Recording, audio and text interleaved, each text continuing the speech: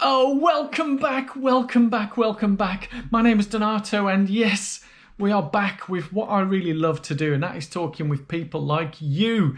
That's right. And on today's show, it's been a long time coming speaking with runners. And in today's one, I'm speaking with an exceptional guy, an amazing guy, who, when he ran his first half marathon, I've had all different levels of people when they come on this show. And the guy's name's Karl Welborn, brilliant athlete. Some of you may know him, met him. Very, very humble guy. But when he got started in running, he started running in 2012, which is 8 years ago? So he's been running for a while. You could say he's a seasoned runner. And as I say, when I speak to people, I remember my first half marathon and I was just glad to get to the end. And I'm sure a lot of you guys watching this, if you've ever ran a half marathon or any distance, it's great just to finish. But Karl, when he ran his first half marathon, he didn't only just finish it, he won it. Yeah, he won it. And now, I think last year he ran a personal PB of 2 hours and 23-minute marathon.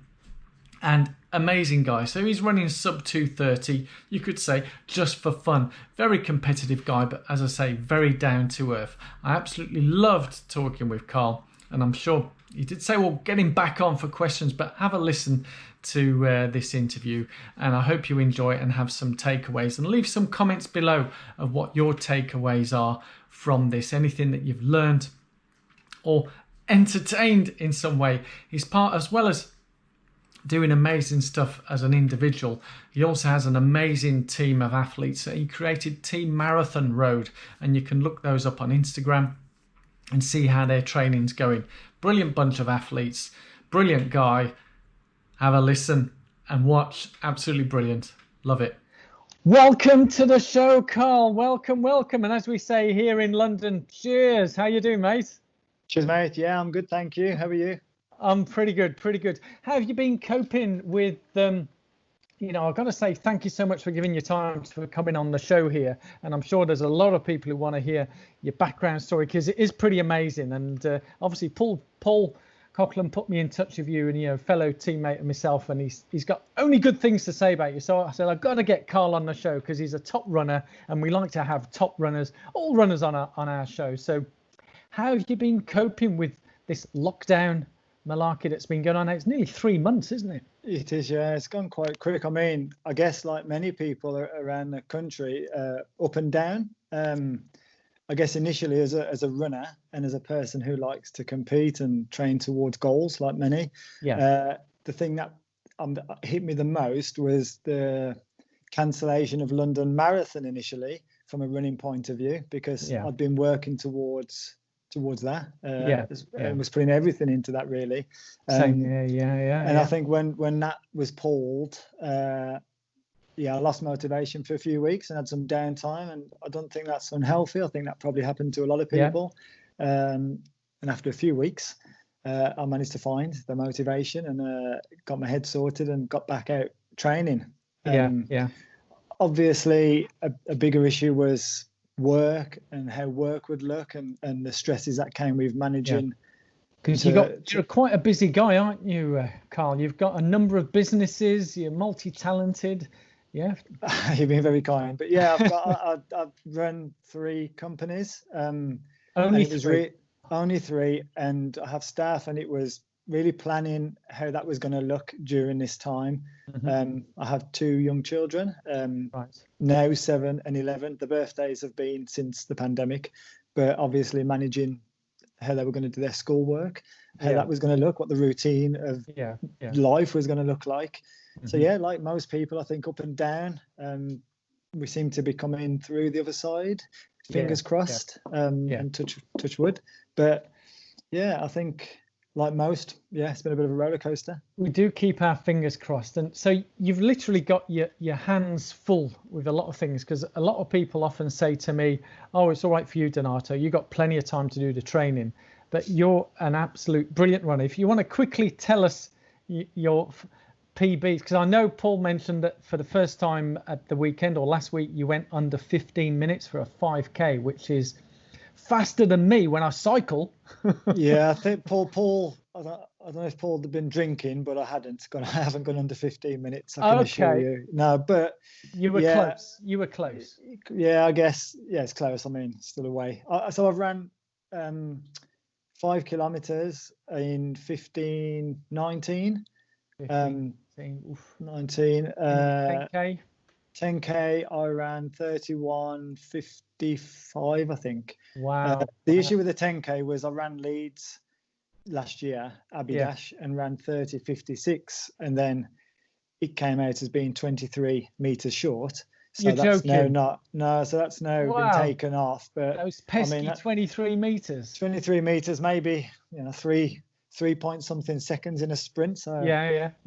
But yeah, so 31:50 or 55 is maybe the official PB.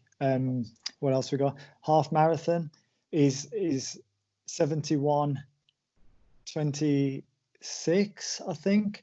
However, 71:26. For those who work in binary, that's 1 hour and 11 minutes. Is that right? 1 hour and 11. That's right. And my marathon is 2 hours and 23 and 1 second. But I actually ran through halfway in what would be a PB. And actually, I ran Birmingham half marathon, which was cut short on the day, which would probably have equated to around 68 minutes for my half if it would have been the distance. Incredible. So that's the PBs, I guess. It is absolutely incredible. And I completely forgot to ask, obviously seeing your team shirt there, for those who can't see clearly, it says Team Marathon Road. I love that Spartan shield. We were talking about the Spartans and whatever. And how can, I was going to ask, if people want to get connected with you on the social meds or find out about Team Marathon Road, what's the best way to get hold of them, Karl? Yeah, quite simply. Instagram, it's at Team Marathon Road.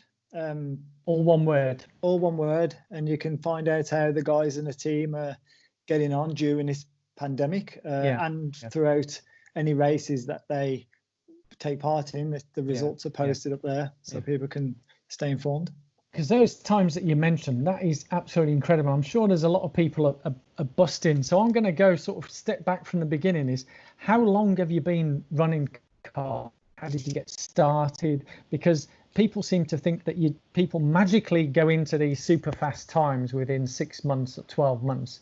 And so give us a bit of background, how you got into running, how long you've been running. Yeah, I think with Team Marathon Road, because you run that group.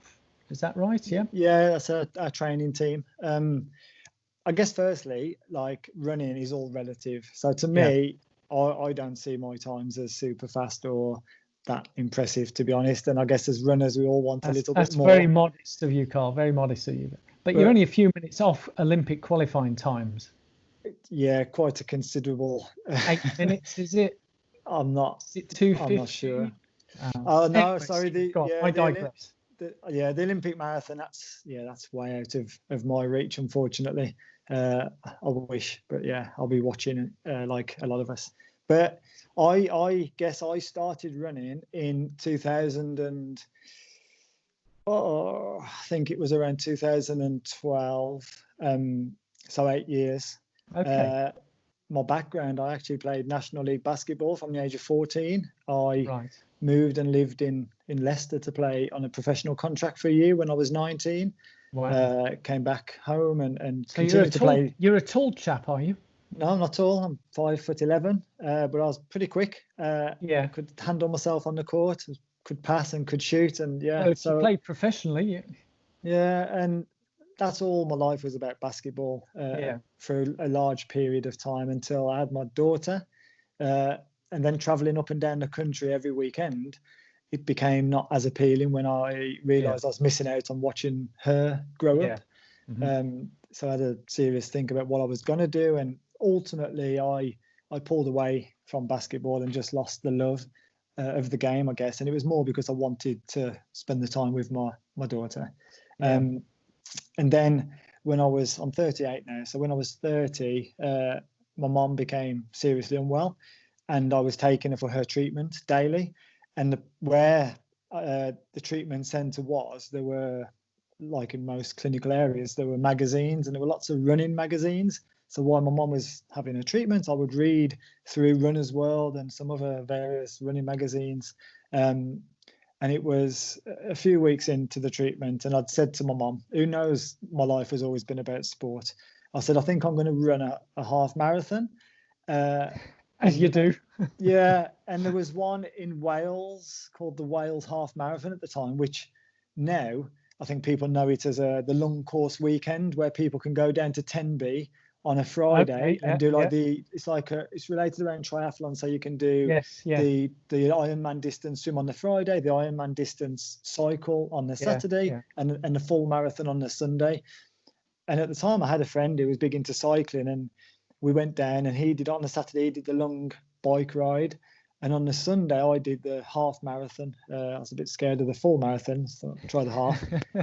And I didn't know about paces, and I didn't know about what was a good time, what was a bad time. I had absolutely no idea, like most people. Always been relatively fit, always been active, trained every day, most days. So I did a bit of running, or what I thought was training. Anyway, 7 miles in, I'm in kind of the lead with another guy, and I'm competitive. I'm not ashamed to say that, but I'm very competitive. And I dropped him on a hill, and from that point, all I could think about was how badly I wanted to win the race, and I didn't want this person. Your first half marathon. Yeah, and I didn't want this person to catch me. So I guess I ran the next 6 miles in fear of being caught, and ultimately the finish was through Tenby on a red carpet. They'd erected stands. There was cowbells and cheers, and all very exciting. And I finished the half, and the time was 1:22 maybe, but that didn't mean anything to me. I didn't know if it was good, if it was bad. I just knew I'd won the race. And you won, yeah. There was a few TV crews interviewing me for some Welsh TV. It was very overwhelming to be honest. Yeah. I think they realised that I was more Black Country, so they daren't speak Welsh to me. And that was my first experience, I guess. And then from that point, I kind of got the bug for this endurance sport, and I could see how I could fit that into my life and with my family much easier. The issue then became I started triathlon for a year. So I did triathlon for a year, and then ultimately came full circle back to running. What distance triathlon were you doing? So you go straight into the big one straight away. Well, I had a friend who said he was doing a half Ironman, which he basically sold to me, and I bought a bike, 70.3. So I bought a bike, and so we did some cycling. I was okay on the bike, and obviously I could run. Running was probably my strength. And it was when we got in the swimming pool, I realised I had a lot of work to do. So he I wouldn't say he was in particularly good. Not quite the Mark Spitz end. Absolutely not. I mean, he said, let's do 400 meter swim. I did 25 meters front crawl and was hanging on the edge of the pool, gasping for breath. We had 3 months to train, and to sound a bit obsessive would probably be accurate. I was then in the water 7 days a week, and then getting into the open water swimming prior to the race, just so I could put myself in a position to be competitive in this half Ironman. Wow. And I finished third and won my age group, and I think that was enough to qualify me for the European age group championships. So I went and raced in Mallorca. Wow. I raced a few half Ironman distances in the UK, and an Olympic distance, and enjoyed it. The only issue was it was requiring a lot of time to train. Then I set up the companies, and then it was just running, and it was running that I've focused on since, really. Yeah, so which leads me neatly onto, because a lot of people will be asking to do those kinds of times, and I think you're being very humble, by the way, Karl, about those times. They are astonishingly fast. And if you had your own YouTube channel, you'd be the fastest YouTuber by a country mile. So, but what people often ask me, ask these guys when you get them on, ask them what training they do. What's their daily routine, Monday to Sunday, or does your week start on a Sunday? Talk us through like your typical week. So, I mean, it's interesting that you mentioned London Marathon being cancelled. I mean, at the moment, I think it's postponed. The Great North Run in September has been cancelled, but I think inevitably it will go London. But there are one or two. But people are still training. What would be your typical training week? Not coming up to a race, but say at the beginning, say 20 weeks before a particular key race. What's your typical week? And then we can go on to what's your typical week in the last sort of 4 or 5 weeks. So I guess my weekly structure is very similar throughout from beginning to end. Just maybe the emphasis on sessions and duration of sessions and pace changes. My average mileage throughout my last marathon build. So I started around September. So I've been injured through the summer. I started training in September, and from September to the 1st of December when the race was, I averaged, I think, 73, 74 miles. So not as high as I think a lot of people would assume for someone who maybe run the time. But some of those weeks were 50 miles and some weeks were high 80s. But the week really is Monday morning, 30 minutes ish, easy run. And when I say easy run, I mean, I'm looking at 8:30 to 9-minute miling. Again, this shocks people. And then so Monday, when you run, do you run at pace? You're checking your Garmin for your pace, or you're going on feel? You feel, yeah. I used to be very obsessed with paces and those sort of things. And then, like in the last 2 years, I've been privileged to work with a close friend who's also a coach to get an objective view of my training. And his name Daniel Robinson. Oh, I know Dan. Yeah. And that's really helped having that separate, objective opinion. And very much about feel now. So like 8:30, 9-minute miling ish, or just however I feel. Monday morning, Monday evening will be similar, 30 or 40 minutes. Again, it will be easy, and I might add in 6 strides at the end of the run just to get the legs moving. I will also then be in the gym, and I'll do some gym work. So I use the personal train so I can devise my own plans and training schedules. I'll do gym work, and I'll work on core, I'll work on balance and strength endurance exercises really on a Monday. Tuesday is a session day. So the morning will be 30 minutes, very slow. In the evening, it will be a session. It will be probably a shorter rep session. Although that said, for the marathon, probably the shortest rep I might have done was around 3 minutes or around a kilometre. So it wasn't like really fast stuff like 400s or any of those kind of efforts. It was probably a bit more of a controlled shorter rep. So more like zone 3 or threshold level. Flat out. It wouldn't have been flat out.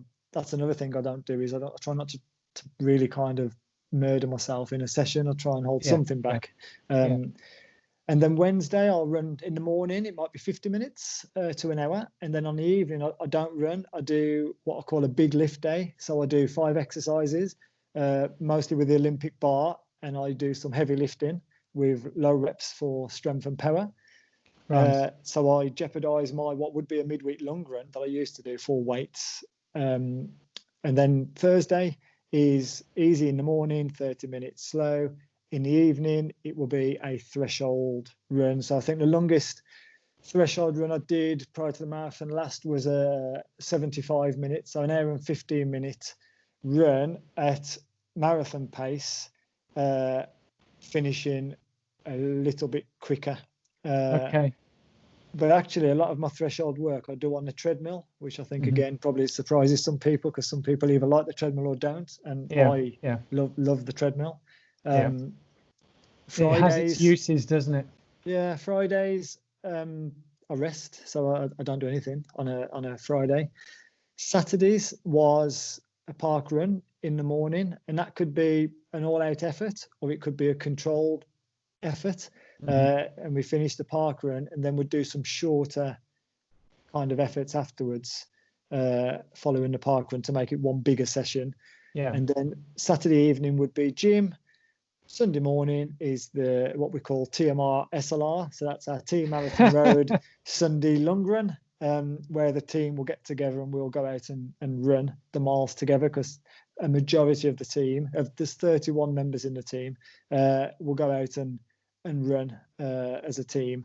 at whatever the pace is. So we'll set the session in the week, and people can either dip into that session, they can make a variation of the session, but ultimately we're all kind of working towards the goal of the marathon in the build. Right.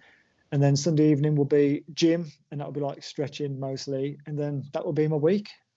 Wow, that is a pretty packed weekend. And bearing in mind, as you mentioned, you've got 3 companies, you've got 2 children, and people often say to me, where do you get the time? So the question to you, Karl, is you're clearly a very motivated guy. What keeps you motivated? Because you clearly want to do this. And, so, I mean, for myself as well, I'll always find the time. If I'm jumping on a plane and I land in Zurich at midnight and I've got an all-day workshop session that starts at 8 in the morning, I'll get up at 4 in the morning and do my session at 4 in the morning in the dark. Because I know I want to get it done. And also, like yourself, it's interesting you have a couple of double days, but that's because I want to do it and I want to get to the race and do the best I can. Is that the type of thing that keeps you motivated? Is it more that the team keeps motivated, or is it a combination of the two? Yeah, I think motivated. I Apart guess from the cup of coffee that you drink, I'm drinking tea. Lots of coffee, that's for sure. There's many. I think it's multifaceted. The motivation and the drive, like probably lots of stuff from when I was a kid and wanting to do well, through to like now I'm very competitive. I've always been very competitive, and that's good. It's bad. I want to get to a race. I want to do well. I want to perform. As I've got older, I've got children. I want them to see the dad who can be driven and be passionate about something and show that hard work can equate to something that's meaningful. I think lots of reasons. One thing that really motivates, other than the stuff that's inside, is the team Marathon Road. That really helps me. And you speak about my times, and these been really good. And the thing is, like, I am massively driven by everybody else's time in that team, and they don't need to be faster than me. They just need to be improving and showing that level of commitment and drive and passion to improve their times, whatever they are.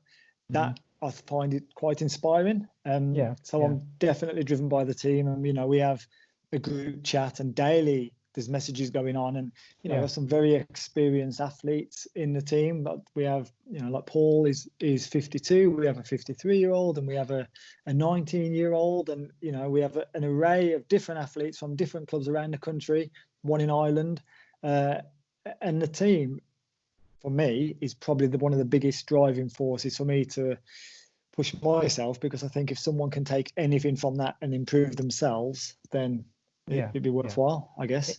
It sounds brilliant, and it's a proper good cocktail mix. So it's never just the one thing, it's a multitude of things, which is brilliant to hear, Karl.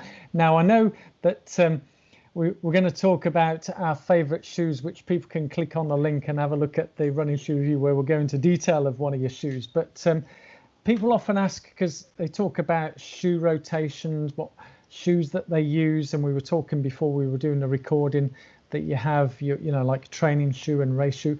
Give us a bit of a talk through of your current quiver of shoes. I mean, how many shoes do you have on the go?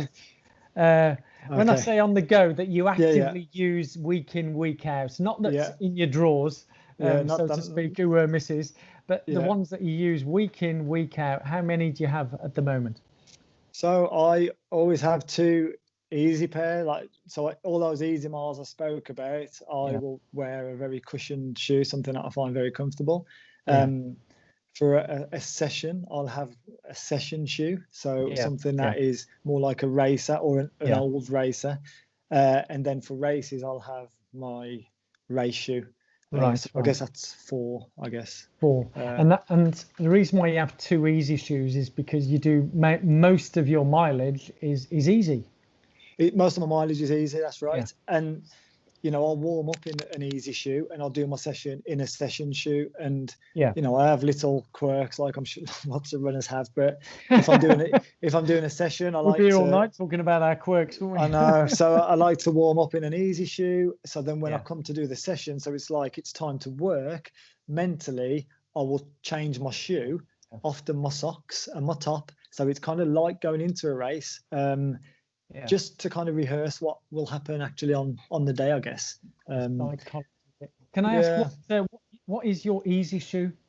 So I currently have the Nike Infinity React trainer, and I also use the Nike Pegasus Turbo, either the Turbo 1, the original, or the Turbo 2. Okay, wow. So because I think they brought out the Peg 37, but that's not the Turbo, that's just the Pegasus. That's the standard Pegasus, which I'm quite interested in. I hear good things about that shoe. But yeah, I'll need to calm down with the trainer purchasing. Yeah. I was going to say you can get a bit OTT. You could be the next Imelda Markov with shoes. And your session shoe, I presume it's a lighter one than those two. X-racing shoes, isn't it? It's your X-racing shoe. It's my X-racing shoe, really. Yeah, so it is that. It is that shoe. So like it will be an old pair of Next Percent or 4%. Yeah, Next Percent or 4%. Okay. So you're quite a Nike person, and your race shoe, right? So the race shoe is the Next Percent. That's what I've raced in. Obviously, they've just released the Alpha Fly, which I have a pair of. I've wore them. Detail about those later. So I've wore those in the house, but I've not raced in them, obviously, in light of everything that's going on. Don't you feel like running around the house when you put them on? Do they sort of like spring wings and say, I can believe I can fly? Well, funnily enough, that is a story. So when the Next Percent, I do like a good story. Go on. The Next Percents were released in 2019, just before London. And fortunately enough, Nike had sent me a message asking if I'd like a pair and I could pick them up the week of London Marathon. Well, I was there now on a Saturday, staying the night before the actual race. And I went to the Nike town and picked up my pair of Next Percents and took them back to the hotel. And I was sharing a room with two of the other Team Marathon Road athletes. And I then had the dilemma of what shoes was I going to wear for the actual marathon. I'd just picked up these races that are supposed to be all singing or dancing, but I'd not ran in them, I'd not wore them. So I put them on in the hotel room, which was tiny, laced them up, and started to try and do some form of stride in the room, which was maybe like 2 or 3 steps. So after maybe three strides of 3 steps, I looked at the lads. I said, I'm just going to wear them. And I wore them the following day for the marathon and ran a minute slower than my actual PB. Wow. So I thought, well, obviously they're supposed to make you faster, yet I've just run a minute slower. But they were a good shoe, to be honest. It obviously weren't just about the shoes. There were obviously different factors, but the shoe was comfortable. But yeah, I wouldn't suggest putting a shoe on without training in them first, because I had such a sore toe. It was it was not pleasant. I think as you probably we live and learn. I mean, I have seen friends where they literally go in the brand new pair of shoes. I think the guy had Adidas, and he ran a PB. Obviously, nowhere near the times that you're talking about. Around the 3-hour mark, which is a very respectable time. Yeah. For a young lad in his 20s, but I nearly bit his head off. I mean, he came in quicker than me, so I couldn't really say anything, but I just had some standard Brooks on, whereas he had the super Adidas, whatever at the time. But that's the thing, isn't it? We often do things which we hear we shouldn't do, but we still do, don't we? Unfortunately, that's true. So that 1 minute slow was probably without you realising your foot was hurting. But now that's your race shoe, and you're going to be doing the Alpha Fly. I mean, what's been your initial impressions of that Alpha Fly? I think, as a child, it is the Kipchoge one, isn't it? It is the actual. Yeah, this is what model. it wore in the Breaking 2 in Vienna. I guess as a child, I loved trainers. Like I really enjoyed my trainers. I didn't really get to have many pairs, but I loved trainers.